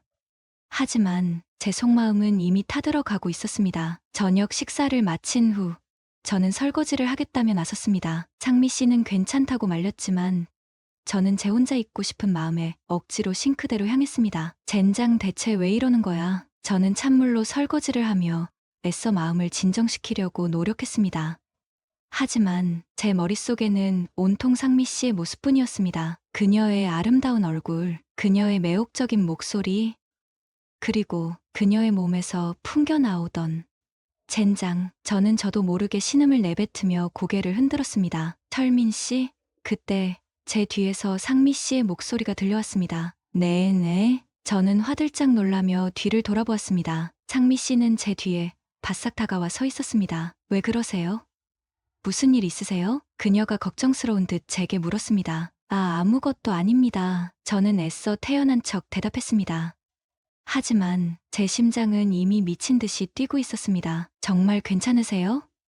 얼굴이 많이 안 좋아 보이세요. 상미 씨는 제 어깨에 손을 올려놓으며 말했습니다. 그녀의 손길이 닿는 순간 저는 참을 수 없는 전율을 느꼈습니다. 안 돼, 이러면 안 돼. 저는 속으로 비명을 질렀지만 제 몸은 이미 제 마음대로 움직이지 않았습니다. 저는 더듬거리며 말을 꺼냈습니다. 네, 창미 씨가 제 눈을 빤히 바라보며 대답했습니다. 그녀의 깊은 눈빛에 저는 마치 최면에 걸린 듯 제 이성은 점점 더 희미해져 갔습니다. 저는 차마 제 마음을 고백할 용기가 나지 않았습니다. 하지만 제 눈빛은 이미 모든 것을 말해주고 있었습니다. 창미 씨도 제 마음을 눈치챘는지 그녀의 얼굴에도 묘한 홍조가 번지기 시작했습니다. 철민 씨, 그녀가 나지막이 제 이름을 불렀습니다. 그리고 그녀는 천천히 제게 다가왔습니다. 창미 씨의 얼굴이 점점 가까워졌습니다. 저는 본능적으로 눈을 감았습니다. 그리고 부드러운 감촉이 제 입술에 느껴졌습니다. 창미 씨는 제게 키스를 하고 있었습니다. 저는 너무나 놀라 온몸이 굳어버렸습니다. 하지만 창미 씨의 달콤한 키스는 거부할 수 없을 만큼 매혹적이었습니다. 저는 천천히 눈을 뜨고 그녀를 마주 보았습니다. 창미 씨의 눈에는 눈물이 그렁그렁 맺혀 있었습니다. 미안해요, 철민 씨. 그녀가 떨리는 목소리로 말했습니다. 하지만 저도 그녀의 말은 더 이상 이어지지 못했습니다. 저는 그녀의 입술을 막으며 다시 한번 키스했습니다. 이번에는 제가 먼저였습니다. 저는 더 이상 제 이성을 억누를 수가 없었습니다. 창미 씨도 더 이상 저항하지 않았습니다. 그녀는 제 목에 팔을 두르고 제 키스에 응답했습니다. 저희는 마치 시간이 멈춘 듯 한참 동안이나 서로에게 빠져들었습니다. 창미 씨의 입술은 뜨겁고 달콤했습니다. 저는 마치 세상에 우리 둘만 남은 것처럼 그녀의 온기에 녹아들고 있었습니다. 정신없이 키스를 나누던 중 문득 아내의 얼굴이 스쳐 지나갔습니다. 안 돼, 정신 차려. 저는 죄책감에 휩싸여 상미 씨를 밀어내려고 했습니다. 하지만 이미 제 몸은 제 마음대로 움직이지 않았습니다. 상미 씨는 제 손길에 저항하는 대신 더욱 깊게 제 품속으로 파고들었습니다. 철민 씨, 그녀가 제게 속삭였습니다. 저도 이러면 안 되는 거 아는데. 그녀의 목소리는 떨리고 있었지만 그녀의 눈은 저를 향한 뜨거운 욕망으로 가득 차 있었습니다. 상미 씨, 저 역시 그녀의 눈을 마주보며 나지막이 말했습니다. 나도 더 이상 무슨 말이 필요할까요? 우리는 서로의 마음을 확인했고 그 순간만큼은 그 어떤 것도 우리를 갈라놓을 수 없을 것처럼 느껴졌습니다. 저희는 앞뒤 생각 없이 오직 서로를 향한 뜨거운 감정에 이끌려 금단의 선을 넘고 말았습니다. 그날 이후 상미 씨와 저는 멈출 수 없는 강을 건넜습니다. 마치 세상의 모든 것이 우리를 중심으로 돌아가는 듯 아슬아슬하지만 짜릿한 행복을 맛보았습니다. 아내 몰래 주고받는 문자, 퇴근 후 몰래 만나 나누는 짧지만 강렬한 키스, 그리고 서로의 품에 안겨 서로를 확인하는 밤. 우리는 마치 평범한 연인들처럼 데이트를 즐겼습니다. 단지 아내라는 존재가 드리운 그림자만이 우리를 따라다녔습니다. 죄책감에 시달리면서도 상미 씨와 함께하는 순간만큼은 그 어떤 걱정도 사라졌습니다.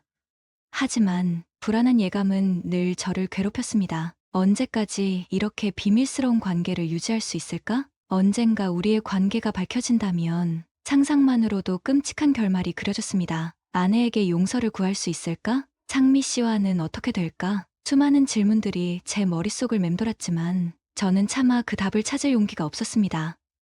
그저 지금 이 순간만큼은 상미 씨와 함께하는 이 행복이 영원히 지속되기를 바랄 뿐이었습니다. 하지만 세상에 영원한 비밀은 없는 법입니다. 언젠가 다가올 그날, 저는 제가 저지른 잘못에 대한 대가를 치르게 되겠죠. 그때가 오기 전까지 저는 이 위험한 사랑을 멈출 수가 없습니다.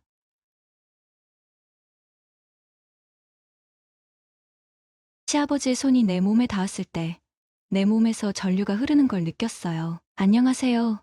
저는 33살 전업주부 미사라고 합니다. 제 사연을 어디서부터 말해야 할지 모르겠네요. 진짜 누구한테도 말 못했던 비밀인데 오늘 밤 용기 내서 보냅니다. 1년 전 시어머니가 갑작스럽게 돌아가셨어요. 그날부터 제 인생은 완전히 뒤틀리기 시작했죠. 남편 주는 대기업 과장으로 일하는데 자기 일밖에 모르는 자존심 덩어리예요. 시어머니 장례식이 끝나고 일주일도 안 됐을 때였어요. 미사야, 아버지 혼자 계시면 안 될 것 같아. 내가 낮에 가서 집안일 좀 도와드려. 이게 부탁이 아니라 명령이었어요. 시아버지 청 씨는 우리 집에서 자전거로 20분 거리에 사시거든요. 남편은 제 의견 같은 건 물어보지도 않았어요. 솔직히 그땐 못 같았어요. 내가 왜?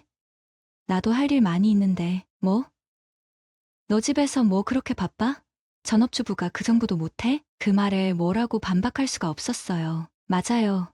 저는 그냥 집에만 있는 주부니까요. 남편은 늘 그렇게 제 존재를 깎아내리죠. 처음 시아버지 집에 갔을 때 경악했어요. 시어머니가 돌아가신 지 한 달 만에 집이 완전 쓰레기장이 됐더라고요. 설거지는 산더미처럼 쌓여있고 빨래는 퀴퀴한 냄새가 날 정도로 방치되어 있었어요. 시아버지는 요리는 잘하시는데 정리정돈은 일도 못하는 분이었어요. 말도 없으시고요. 처음엔 진짜 지옥이었어요. 하루 종일 남의 집 치우고 집에 돌아와서 또 집안일하고 왜 나만 이렇게 살아야 하지? 매일 밤 이불 속에서 울었어요. 결혼 5년 차인데 남편은 점점 저를 가정부처럼 대했거든요. 그러던 어느 날이었어요. 비가 주룩주룩 내리던 날 평소보다 늦게 시아버지 집에 도착했는데 문 앞에서 우산을 들고 기다리고 계시더라고요. 미사야.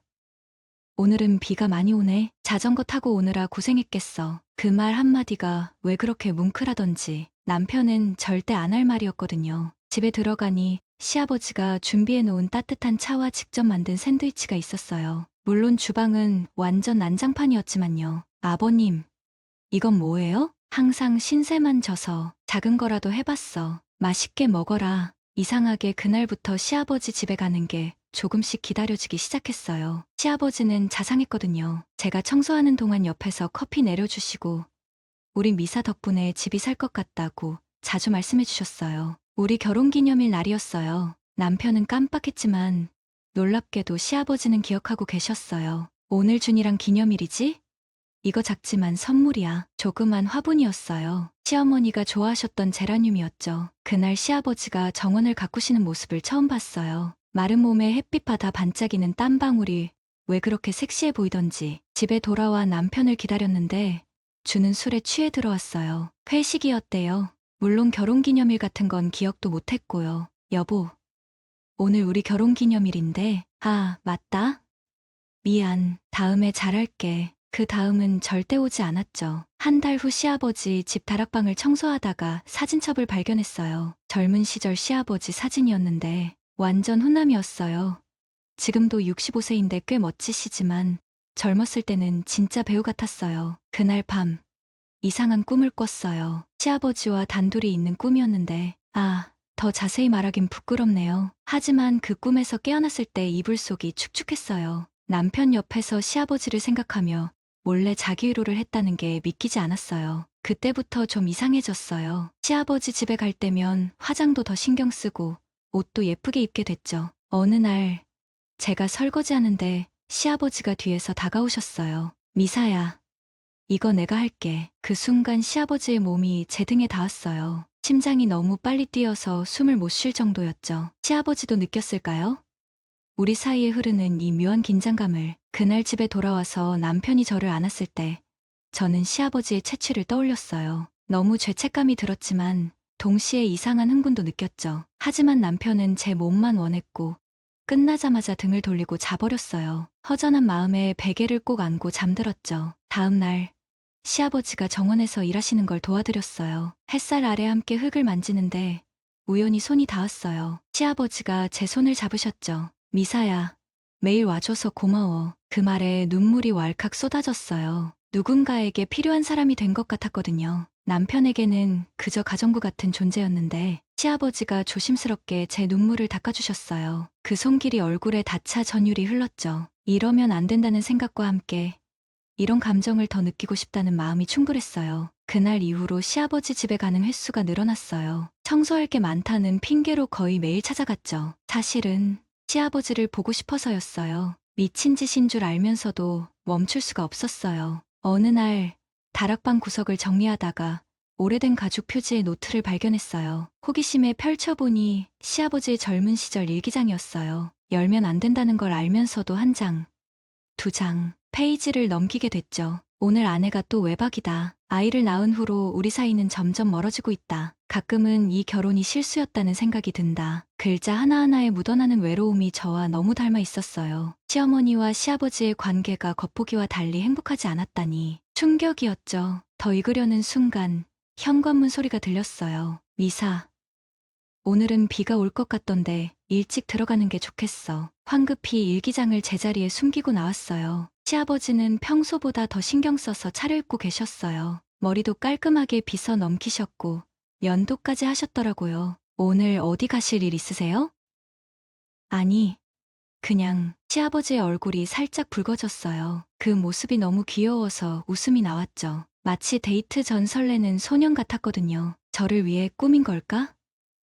그 생각에 가슴이 두근거렸어요. 집에 돌아가려고 일어서는데 갑자기 천둥 소리와 함께 빗방울이 떨어지기 시작했어요. 금세 폭우로 변했죠. 시아버지가 창밖을 보더니 오늘은 집에 가기 힘들겠네. 저녁이라도 먹고 가라고 말씀하셨어요. 시아버지가 직접 요리하신다고 했어요. 저는 멍하니 주방에 앉아 그분의 요리하는 모습을 지켜봤어요. 냄비를 옮기다 아버님과 손이 스치는 순간 전기가 통한 것처럼 찌릿했어요. 미사야, 이거 한번 맛봐요. 숟가락에 소스를 찍어 내 입 앞으로 가져오셨어요. 시아버지의 눈을 바라보며 입을 벌렸죠. 그 순간 우리 사이에 뭔가 변했다는 걸 느꼈어요. 이건 단순한 며느리와 시아버지의 관계가 아니었어요. 맛있어요. 목소리가 떨렸어요. 시아버지는 내 입가에 묻은 소스를 엄지로 살짝 닦아주셨죠. 그 손길에 온몸이 굳어버렸어요. 창밖으로는 빗소리만 요란했고 주방에는 묘한 침묵이 흘렀어요. 저녁을 먹으며 처음으로 깊은 대화를 나눴어요. 시아버지는 젊은 시절 꿈꿨던 것들,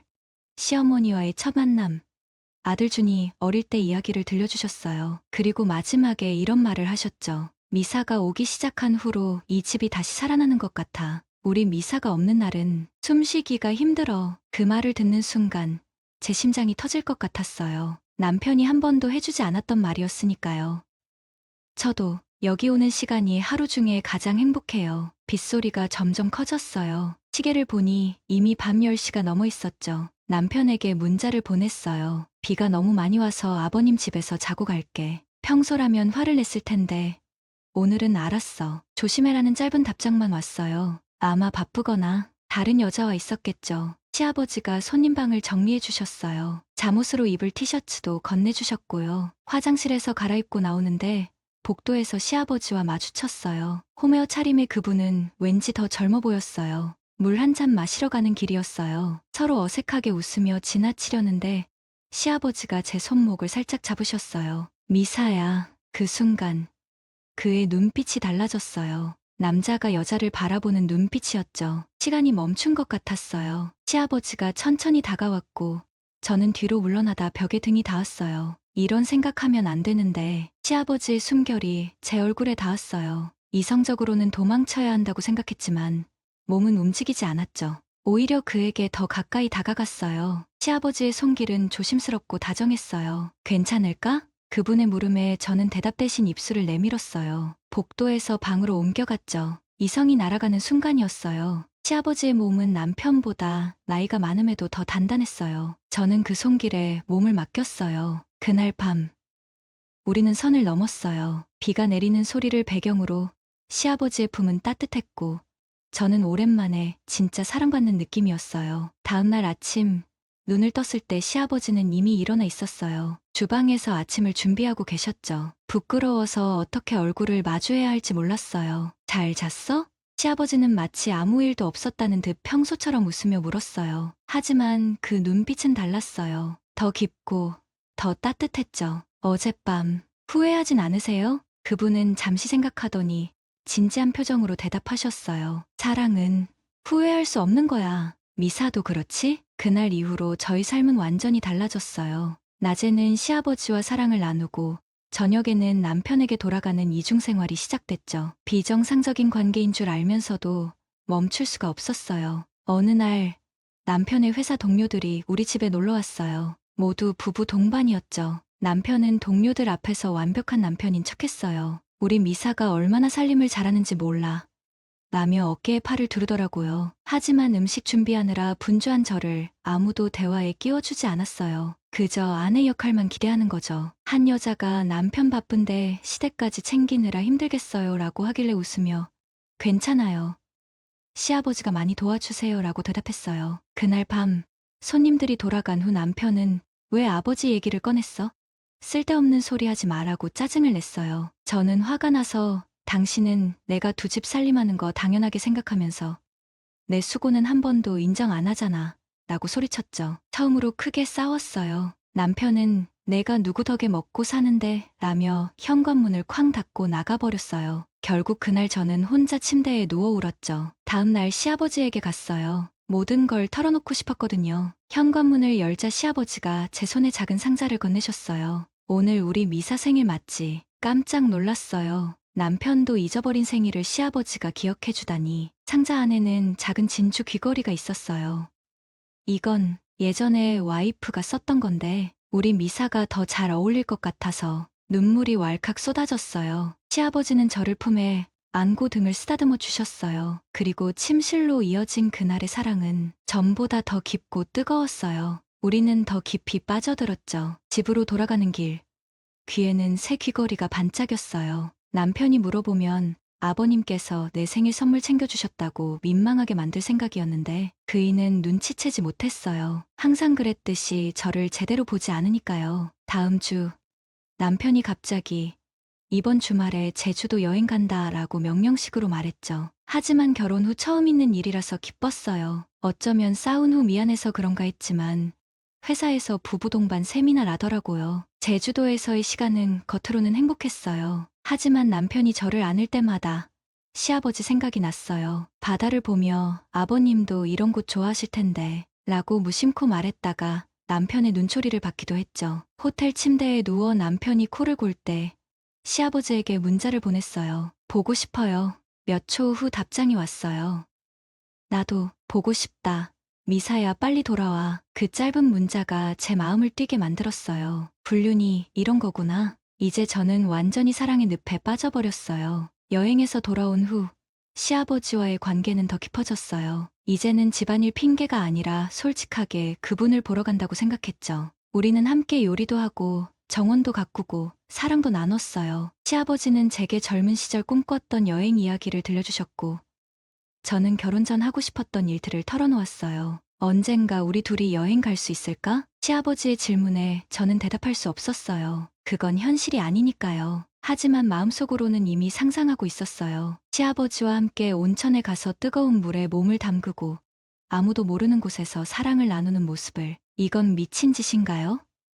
저는 이제 너무 깊이 빠져버렸어요. 남편과의 생활은 그저 가면을 쓴 연극 같고 시아버지와의 시간만이 진짜 제 삶처럼 느껴져요. 법적으로는 남편의 아내지만 마음은 이미 시아버지의 여자가 되어버렸어요. 그런데 이 비밀스러운 행복이 얼마나 갈 수 있을까요?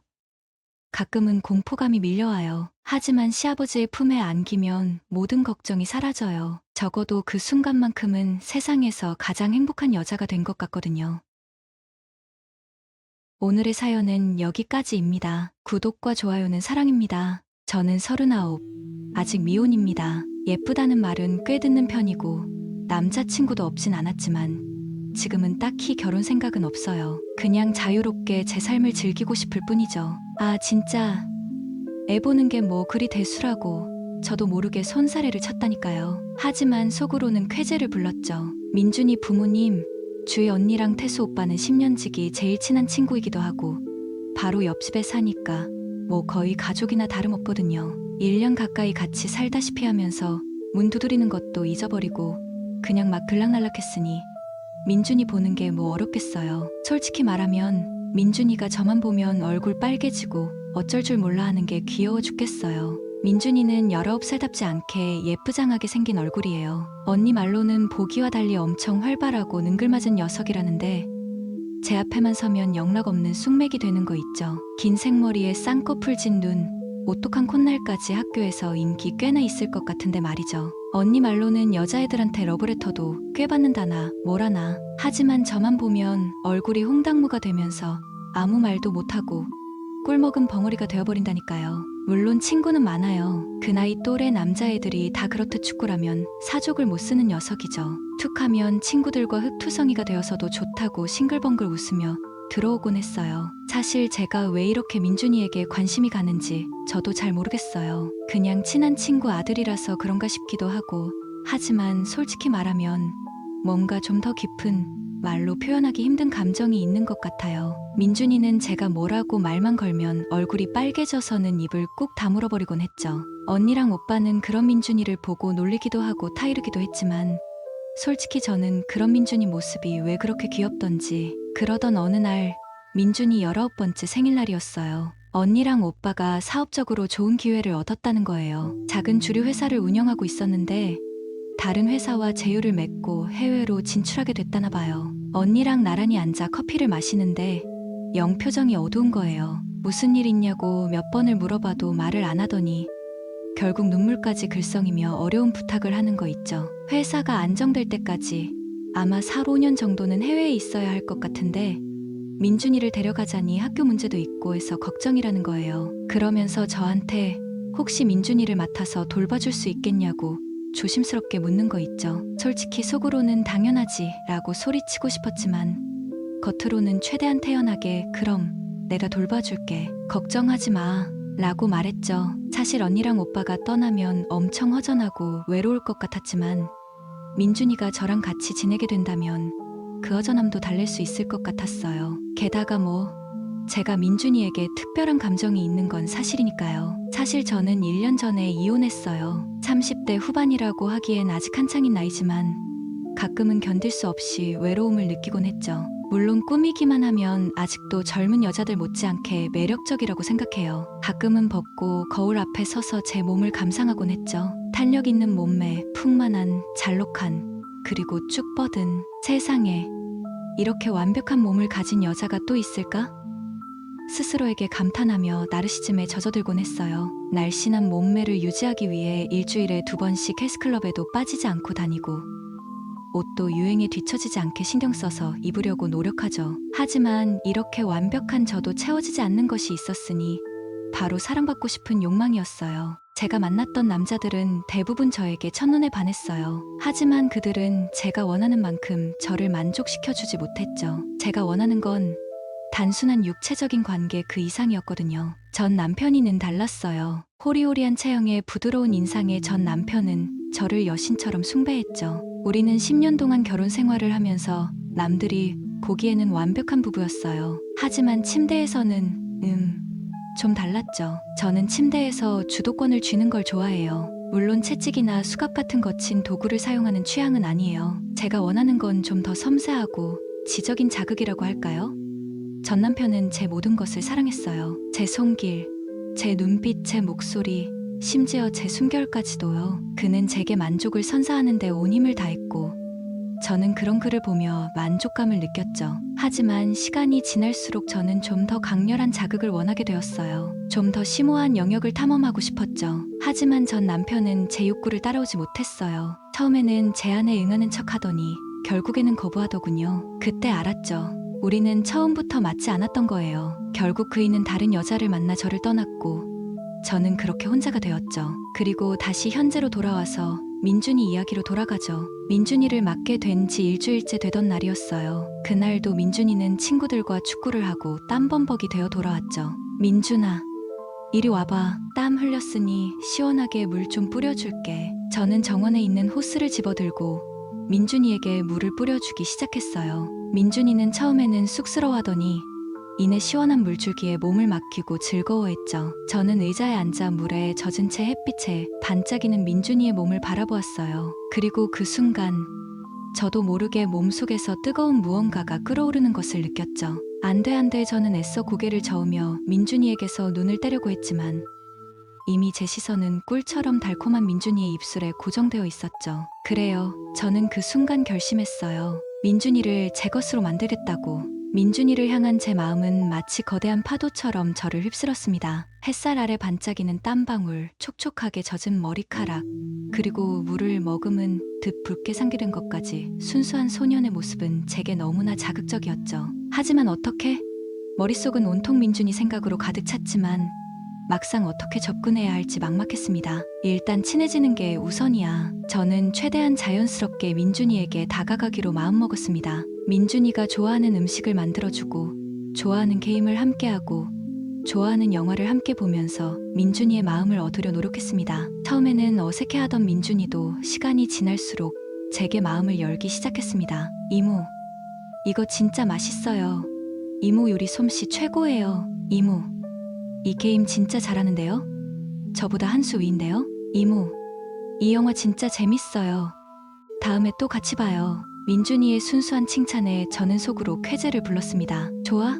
민준아, 이제 곧 너는 내 손바닥 아니야. 저는 미소를 지으며 민준이를 바라보았습니다. 물론 아직까지는 절대 들켜서는 안 되는 속마음이었죠. 하지만 제 계획은 생각보다 쉽게 풀리지 않았습니다. 민준이는 제 예상보다 훨씬 순수하고 또 제게 굳게 마음을 닫고 있었습니다. 제가 조금이라도 스킨십을 시도하려고 하면 화들짝 놀라며 뒤로 물러섰고, 제가 수위 높은 농담을 던지면 영문을 모르겠다는 듯 고개를 갸웃거렸습니다. 이렇게 순수해서야 내 계획이 다 틀어지겠어. 저는 초조해지기 시작했습니다. 그러던 어느 날 밤이었습니다. 민준이가 자는 사이 저는 몰래 민준이의 방으로 들어갔습니다. 곤히 잠든 민준이의 얼굴을 가만히 들여다보았습니다. 긴 속눈썹, 오똑한 콧날.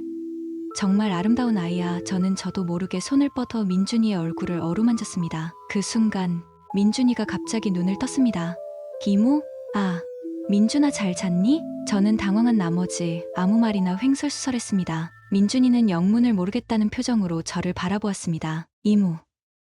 왜 제 방에? 아, 그게 목이 말라서 물 좀 마시려고 했는데 그만. 저는 민준이의 눈을 피하며 변명을 늘어놓았습니다. 민준이는 제 말을 믿지 못하겠다는 표정이었지만 더 이상 아무 말도 하지 않았습니다. 저는 서둘러 민준이의 방에서 나와 제 방으로 돌아왔습니다. 이런 완전히 들켰어. 저는 초조함에 밤새 잠을 이루지 못했습니다. 다음날 아침 저는 민준이에게 어떻게 해명해야 할지 고민하며 밤새 한숨도 자지 못했습니다. 혹시 어젯밤 일을 언니나 오빠에게 말하면 어쩌지?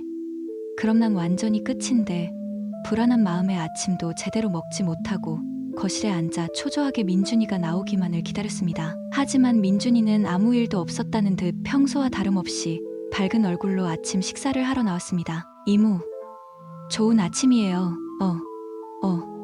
민준아 잘 잤니? 저는 어색한 미소를 지으며 민준이에게 토스트와 우유를 건넸습니다. 민준이는 아무 의심 없이 맛있게 아침 식사를 즐겼습니다. 이모, 오늘 축구 시합 있는데 보러 와주실 거죠?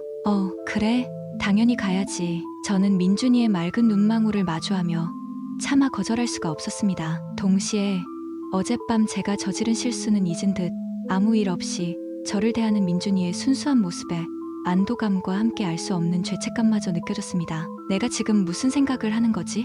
정신 차려. 저는 저 자신을 다그치며 애써 민준이에게서 시선을 피했습니다. 하지만 제 마음속 깊은 곳에서는 거부할 수 없는 마음이 다시 스멀스멀 피어오르고 있었습니다. 마치 위험하면서도 달콤한 유혹이 저를 끊임없이 괴롭혔습니다. 저는 결심했습니다. 반드시 민준이를 제 것으로 만들겠다고. 민준이의 축구 시합. 저는 일부러 짧은 치마를 입고 경기장으로 향했습니다. 햇살 아래 빛나는 민준이의 모습을 더욱 돋보이게 하고 싶었고, 동시에 민준이의 친구들에게 저를 어필하고 싶은 마음도 있었습니다. 민준이 친구들도 다 똑같은 남자들일 텐데 뭘. 저는 속으로 미소를 지으며 관중석에 앉아 민준이를 응원했습니다. 민준아, 이모가 응원할게. 힘내. 제가 큰 소리로 외치자 주변에 있던 민준이 친구들이 저를 힐끔힐끔 쳐다보기 시작했습니다. 저는 그런 시선을 즐기며 일부러 더 크게 웃고 떠들며 민준이에게 아낌없는 응원을 보냈습니다. 하지만 민준이는 제 예상과 달리 경기에 집중하며 제 존재를 의식하지 않는 듯했습니다. 오히려 제가 민망할 정도로 제 눈길을 피하며 오로지 축구공만 쫓았습니다. 뭐야? 저 자식 내가 이렇게까지 애쓰는데. 저는 자존심이 상하기 시작했습니다. 마치 제 존재 자체를 무시당하는 듯한 기분이 들었습니다. 경기가 끝나고 저는 민준이에게 다가가 땀으로 젖은 머리를 손수건으로 닦아주며 말했습니다. 민준아, 오늘 경기 정말 멋있었어. 이모가 맛있는 거 사줄게. 뭐 먹고 싶어? 하지만 민준이는 제 손길을 슬쩍 피하며 말했습니다. 아, 괜찮아요, 이모. 저 땀 냄새 나요. 그리고 친구들이랑 같이 먹으러 가기로 했어요. 그래? 그럼. 저는 민망함에 어쩔 줄 몰라 하며 민준이에게서 물러설 수밖에 없었습니다. 민준이는 제게 가볍게 목례를 하고는 친구들과 함께 경기장을 떠났습니다. 저는 홀로 남아 씁쓸한 기분을 감출 수 없었습니다. 대체 왜 이러는 거야? 민준아, 왜 자꾸 날 밀어내는 거니? 저는 민준이의 마음을 얻기 위해서는 좀 더 강력한 방법이 필요하다는 것을 직감했습니다. 고민하던 저는 어느 날 민준이 방에서 우연히 일기를 발견했습니다. 이건 기회야. 저는 죄책감도 잊은 채 민준이의 일기를 몰래 훔쳐보기 시작했습니다. 일기에는 민준이의 소소한 일상과 함께 좋아하는 여자아이에 대한 풋풋한 감정이 적혀 있었습니다. 뭐야? 이 자식 나 몰래 좋아하는 애가 있었던 거야?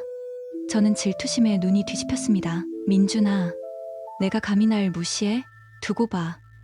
넌 결국 내 소나기에 들어오게 될 거야. 저는 음흉한 미소를 지으며 민준이의 일기를 품에 숨겼습니다. 저는 숨을 죽인 채 민준이의 일기를 읽어 내려갔습니다. 한 장 넘길 때마다 제 마음은 거세게 흔들렸습니다. 일기장은 제 예상과는 전혀 달랐습니다. 거기에는 제 이야기로 가득 차 있었습니다. 민준이는 우리가 함께 살게 된 날부터 저희 모든 순간을 소중하게 기억하고 있었습니다. 제가 아침 식사를 준비하는 모습, 함께 물놀이했던 날, 축구 시합에서 열렬히 응원해주던 모습까지 심지어 제가 무심코 했던 사소한 행동 하나하나까지 세세하게 묘사하며 설렘과 애정을 드러냈습니다. 이모는 정말 아름다우시다. 웃는 모습이 너무 예쁘셔서 나도 모르게 얼굴이 빨개진다. 오늘 이모가 만들어주신 김치찌개는 정말 최고였다.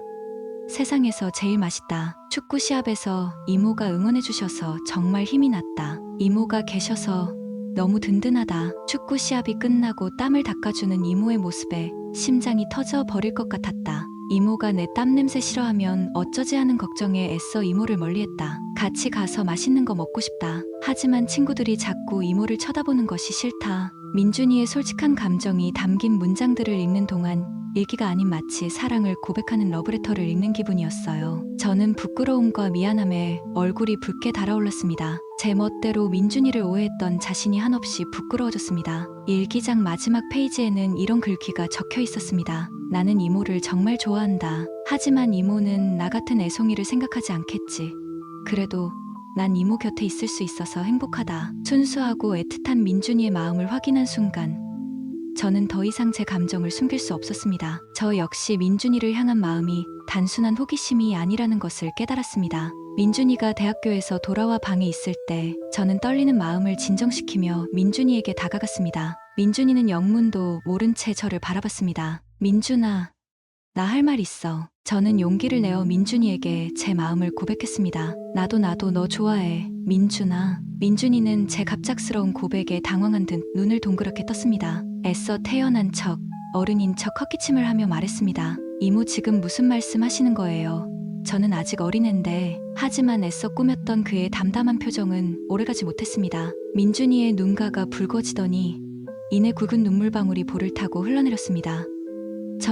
저는 이모에 비해 너무 부족한데, 민준이는 그동안 저를 향한 마음을 숨겨왔던 진짜 이유를 털어놓았습니다. 자신은 너무 부족하고 해준 것도 없는데 저처럼 멋지고 아름다운 사람이 자신을 좋아해 줄 리 없다고 생각했던 것입니다. 제가 더 잘할게요.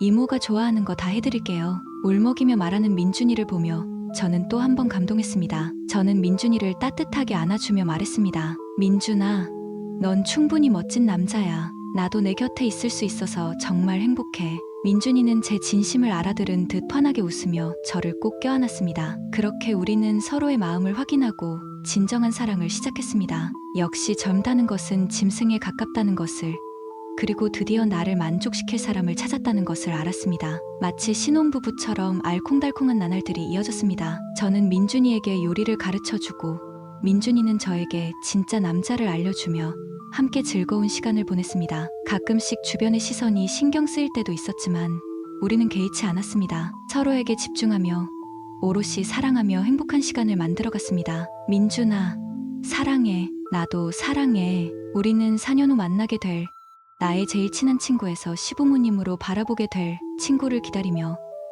세상 누구보다 행복한 연인으로서 매일매일을 소중하게 만들어 나갔습니다. 오늘의 사연은 여기까지입니다. 구독과 좋아요는 사랑입니다.